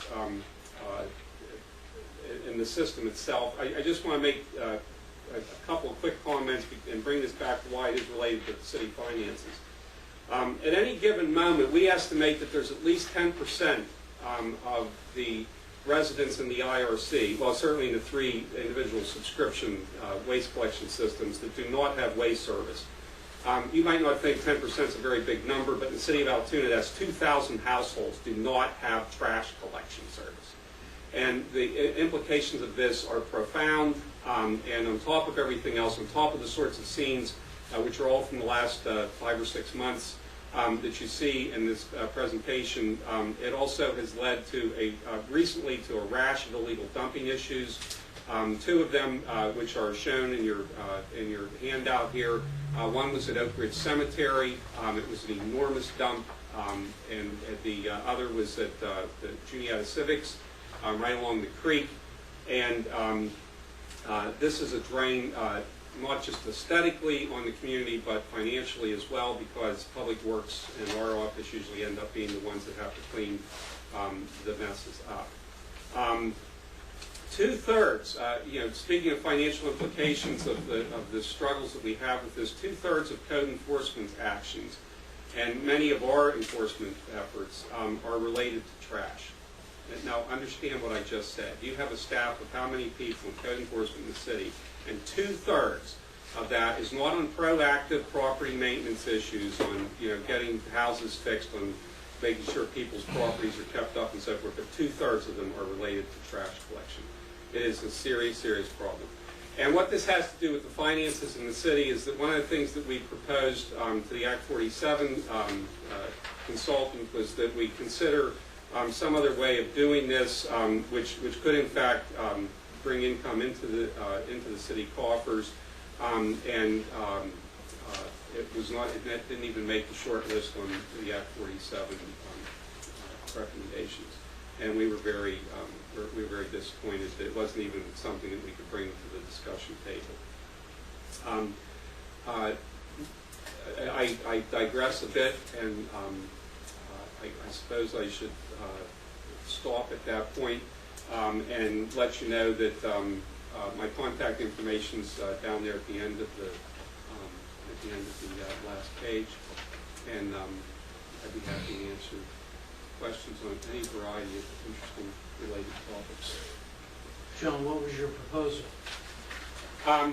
Well, I think there are a couple of different models that you can follow, some of which could still preserve some of the private companies. Portland, Oregon has a franchise system that uses multiple haulers, for example. And we could also continue to use the private sector for trash collection and go to a single recycling collector. You could also take the leap of faith and go to a single collector for everything. The city could do the billing, or the IRC could do the billing, and one of the things financially that would really benefit the city on is that they could add additional costs, whatever the collection bid came in at, to help pay for yard waste collection, as well as perhaps even supporting the composting facility itself. The city pays probably close to $100,000 a year just for yard waste collection efforts, which of course a lot of that staff would be working anyway, but nevertheless it is a substantial effort to be able to do that. Are any of those options limited by third-class city code, or would home rule make them any more available, or is it just a decision by council at this point? I think it's a decision by council. There may be some little details here and there that conceivably could be made a bit easier if you were home rule. There might be a few things as far as the process and so forth that might be a little bit more cumbersome. John, your guesstimation, and you've been around long enough to remember, would you say that the city was in better shape when they did their own trash collection than they are now? In many regards, I think that's probably a fair statement. Yes. And I can remember the truck coming down my own street. I'm old enough to remember. I was a summertime helper whenever I was too. I was an apprentice slinger in 1962. Thursday was the day they collected in my neighborhood. Would you, as the election coordinator, would you, Professor, guess that that's a possibility again? Well, the capital cost for that in these days is substantial, but I think, I'll just make this general statement. I think the current system, I don't think there's much question, as you can see from the pictures, that the current system has some really serious challenges associated with it. And I think it would behoove us to sit down and say, you know, what can we do differently? And I understand the concern. By the way, many of the independent haulers are very hardworking, good businessmen, do really good work, they're very cooperative and so forth. The system by its nature is just terribly inefficient. I mean, You're not forced to employ a hauler, you're just forced to not have trash by. well, actually, the city ordinance, the city and township ordinance both require you to have waste collection, and we have used that. Our office in code enforcement has used that provision because we don't have good numbers. We don't have good data on who has collection, who doesn't have collection. The database that the city has right now, which our reports have helped provide, is only about 11,000 households right now. Now, do the math, folks. We have a record of 11,000 households having regular waste collection. Now, part of that's because some of the records aren't accurate. Some of the waste hauler records are not accurate. You know, there are at least 8,000 households that are unaccounted for. That's unquestionable. This might be a question for former mayor, Mr. Mayor, and Mr. Councilman. Why enact an ordinance that we can't enforce? Well, let me respond to that first, and then I'll let the mayor, if he wants to, also. I'm actually glad that provision's there, because even though it's difficult to enforce, the fact that we have that additional tool in our toolbox, by the way, every one of these problems, I was careful to put, well, there's one I have a question on, every one except that one in here, every illegal dump that we found, and every one of those waste accumulation problems in households that's shown in this presentation are people that did not have waste service. And we've probably investigated, this summer we've probably investigated several dozen really serious waste accumulation problems, and there's only been one of them that had regular waste service. The other, I'm going to guess there were 40 of them. The other 39 of those 40 did not have waste service. Do they have waste service now? Yeah, some of them. We've made some inroads on some of them. Yes. I'll follow up on the answer and then I'll let Bill, but I thought it would be obvious from every presentation we've had throughout these meetings is it's not that it can't be enforced, it's that there's no money to enforce it. If anyone paying attention here is there's lack of staff to follow through, and the reason there's lack of staff is because there's lack of money. Things just, I and I can emphasize that Joe and I, one of the times with enforcement issues, and Mayor hit the nail on the head of what we're dealing with, staff members, and dealing with how many contract holders we have? Well, it's 24 now. It had gotten down to the upper teens, and we've added some recently. And it's very difficult to enforce everything. So the lack of money is kind of like the root cause of a lot of issues. And I keep thinking, what is home rule going to do in regard to revenue? Do you have an opinion, Joe? Well, not to belabor this, but I think in the case of waste collection, your code enforcement resources would go a lot further if they weren't spending 2/3 of their time chasing trash. I'm being very frank when I say that. And you know, when you have the financial limitations that you have to. I think that you have to base some of your decisions on how you move forward, on how your dollars are going to be spent, how you can stretch your resources and your people, the best that you can. So it still baffles me as to how going to home rule makes any difference. No, it does, Dave. And if I could answer that, well, you're familiar with Constitution and bylaws and how you write those up to run the organization. And with the home rule, you're going to have to look at every department. So you're going to look at that one department and how is this department going to function, and how are we going to fund everything down the road. You're going to take a look at property taxes. You're going to take a look at EIT. So you actually, whatever you incorporate into that home rule, I mean, I know what you're looking at, how are we going to do this, how are we going to do that.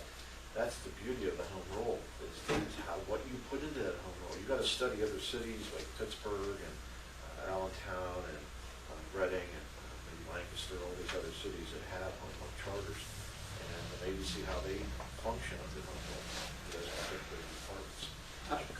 Let me add something to this.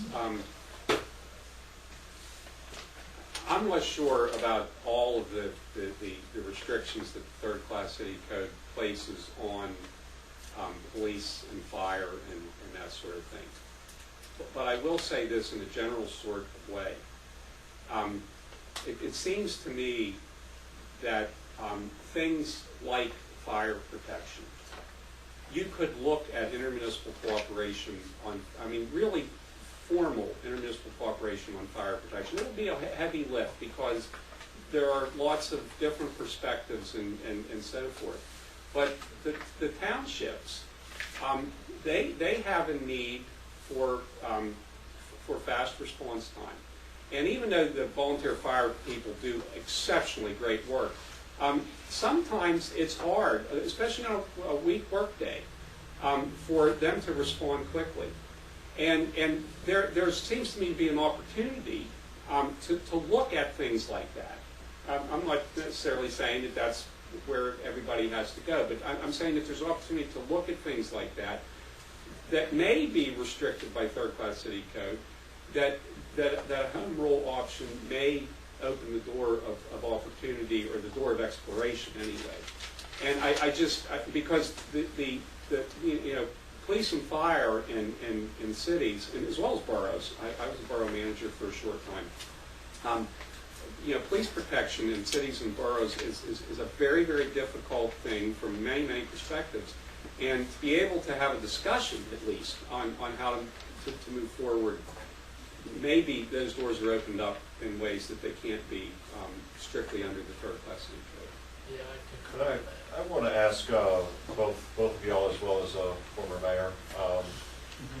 Obviously, what we're seeing here, I like the fact that you included the Tyrone cost compared to the Altoona cost. That we're really overpaying for a bad service right now, to the tune of $10 a month per household, basically, and it's $2 million. That's $2 million in the city of Altoona that's being wasted on this. Why haven't we lacked the political will at the council level to make this happen already? not only would it save, you know, the residents $2 million, I mean, at the level of what we're talking about with Act 47 in the city, $2 million is a big difference. But it's also wasting a huge amount of our city resources in chasing a problem that we really don't need to be chasing. We shouldn't have to chase this problem. So why, what is the problem of that political will? And I'm going to have a follow-up, so be careful. Perception versus reality. But go ahead, I'll let the mayor answer. You want to tackle that? Yeah. Because the vote went from 5 to 2 at the start of the meeting to 4 to 3 the other way. It's that simple. All right. Okay, and because I know it's a political, it's a political thing. I'm going to throw the same thing at the city manager issue. Is that it boils down to everyone knows what had to be done, but yet it couldn't happen. You know, the vote just never happened, and even though I don't know if I heard that. I don't take issue with that. I mean, in terms of the city manager issue, there's, without getting into personalities, I don't think there's ever been an issue with one person per se. I think every study that's been done, the economy lid study that was commissioned, the very first one I believe was around 1998 or 99. Every follow-up on that study shows the management of the city has been fantastic. There are not real overall management issues. What you're hearing is frustration with the system that takes what in other communities is a leadership role and strips power away from the elected officials. There's no question. So, I mean, Bill and I disagree a little bit on the source of that frustration. But the reality is this system is what it is. This form of government is what it is.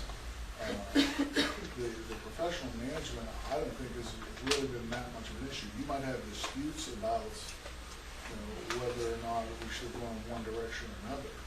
But from a management perspective, I'm not. Yeah, don't take me wrong. I think that the professional management is wonderful. It's just that I think that sometimes things may go awry because it doesn't quite have the same oversight, and we may tend to lack the political will to actually do something when it needs to be done. yeah, there are different ways of accomplishing that, and I think different styles to accomplish that. So the point you're making is, though, if they were issues, why were they not dealt with? If Yeah. they were issues. Mm-hmm. Well, I guess Wayne explained a 5-2-4-3. You look out in the audience sometimes. Yeah, exactly, and that's, well, yeah. But you have to remember also, we have 25 layers of municipal government here in Blair County. And it's frustrating why we just don't have one. We talk about fire, police, everything. There's more talk about that, but it's not going to happen because there's just that feeling of the city versus townships being frustrating. And Mr. Frederick hit the nail on the head. We should really have county-wide fire protection.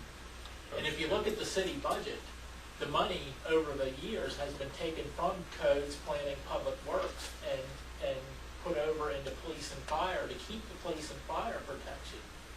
And this is one of the discussions that our manager and I had when I first got on council, that I disagreed with him at the time, but now I see the importance of it. What good's the police and fire if they don't have a road to travel on to get to your house? And we're going to see that in the winter if we get any kind of snow whatsoever. Yeah, I'm. What's the I'm most not- important department in the city? I'm not sure that I'm going to take that without actually offering a counter to that. Is that a professional full-time fireman? It very much depends on population density, and population density across the county is not the same. And I don't think that you could possibly advocate that the same type of fire protection we Yeah, have but in the city of county Altoona heavily would depends be on the the same city in for rural our parts of fire the county. department. When Logan Valley Mall caught on fire, it was our firefighters that had to go babysit that mall for a week because they didn't understand electrical fires. And so it was our trained fire department, and it remains to be our trained, ready, 24-hour, 7 days a week fire department that the rest of the county depends on. We are the county hazmat team. So the city heavily subsidizes the rest of the county as it is, and that's really what's happening to the city.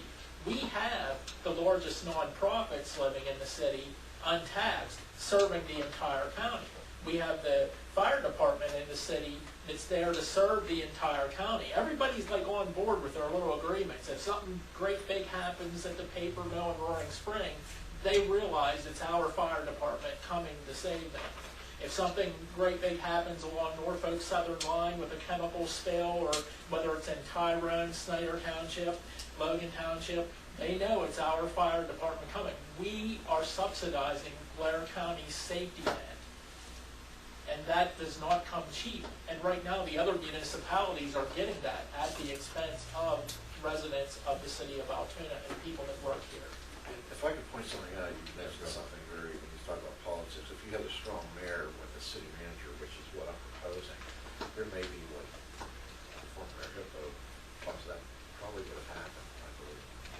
And then, Richard, getting back to you, the salary would be what we have right now in place, what the city manager is, Mr. Strong's position, so there'd be no cost increase. So, it's well pointed out, and when you're sitting up there, you see what's out there sometimes, there's politics involved, and that does happen.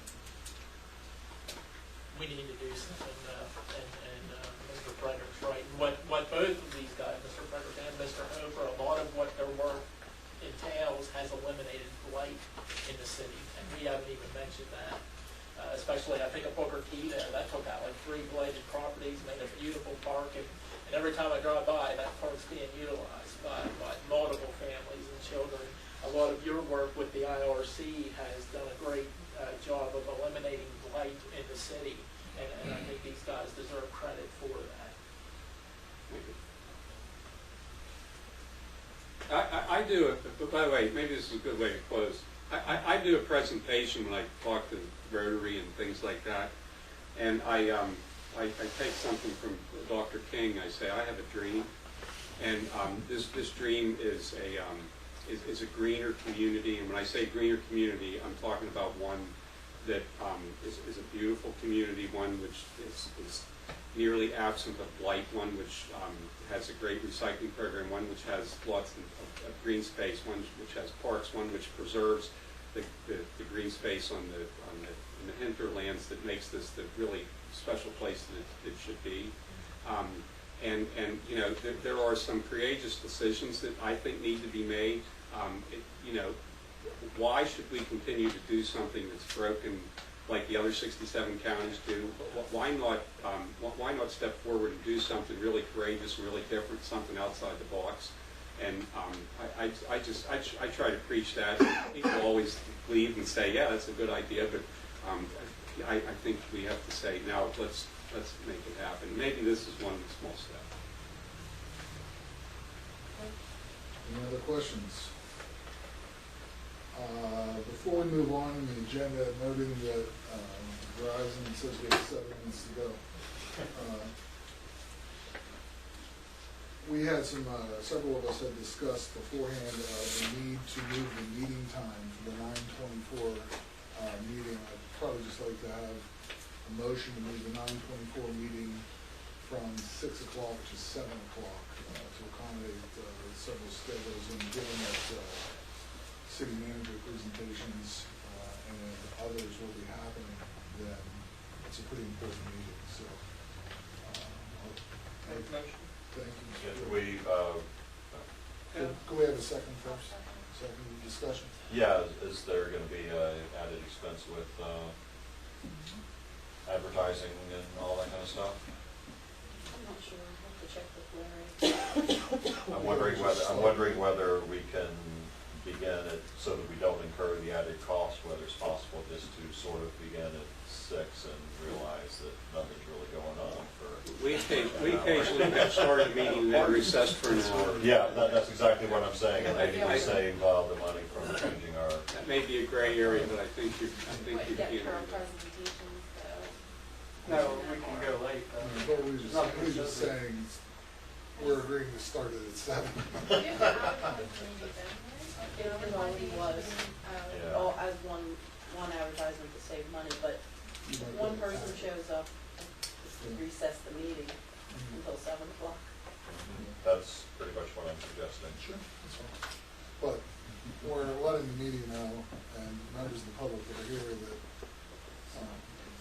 the plan of us will be to start at 7 on 9/24.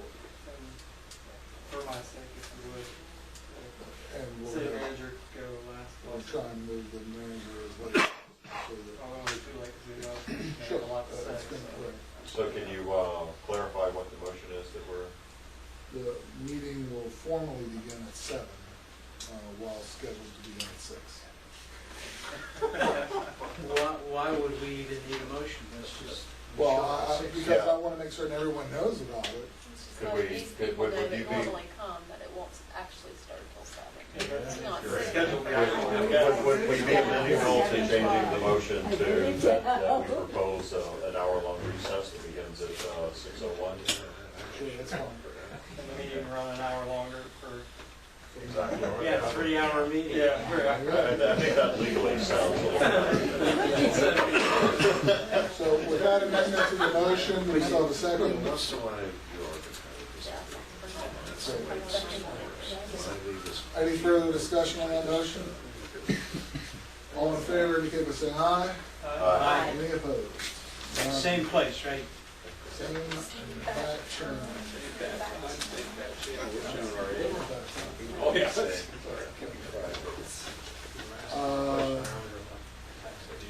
Any additional public comment for any of the discussion that has taken place? Quick question and a quick comment.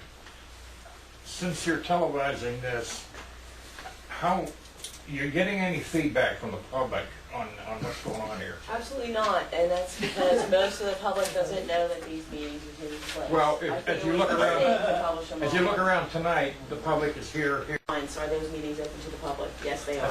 I have heard that people have downloaded and watched, I haven't actually done it, but that people have downloaded the video or whatever, and they find it great that they can watch it on their own time and they just don't have to have the PC Yeah, but what kind in. of feedback is the city getting? Linda? Zero. Okay, the other comment I had, and I'll make it quick because I know you're on the clock. Bill's spot on with his comments. When I came back here to Altoona in 2002, after being 30 years in the cost management business, I met with a bunch of the city, the county, I went all around, and I said, tell me how you run your business. You know what the answer was? We don't run a business. We run a whatever. You know, and I thought, uh-oh, I'm in trouble. So I started asking around. This guy got me started right here, Mr. Coates. And I've served on every board that there is in Altoona, trying to understand it. And one of the major problems is, when you have people in management positions that are not managers, you're not going to have a business. Period. That's all I have to say. I neglected, I forgot Councilman Hare was here. Did you have something you wanted to add? I'll just wait till next time. What's that? I'll just wait. We'll put, okay, thanks. And we won't be able to do the service, but that'll be, put you on at the beginning of the next one. Yeah. And I guess that brings, have all the councilmen been invited to attend in will they all, or see as we go that forward? responded so far, Okay. they were the ones that responded. I learned just sitting there. I've learned a lot from your meetings, even whether it's at the Boris Center or here. And it's just a nice opportunity, anytime you get an opportunity to learn. Bill, do you have any questions? Afterwards. We have 1 minute to go, so We actually will adjourn early. Would you like a phone?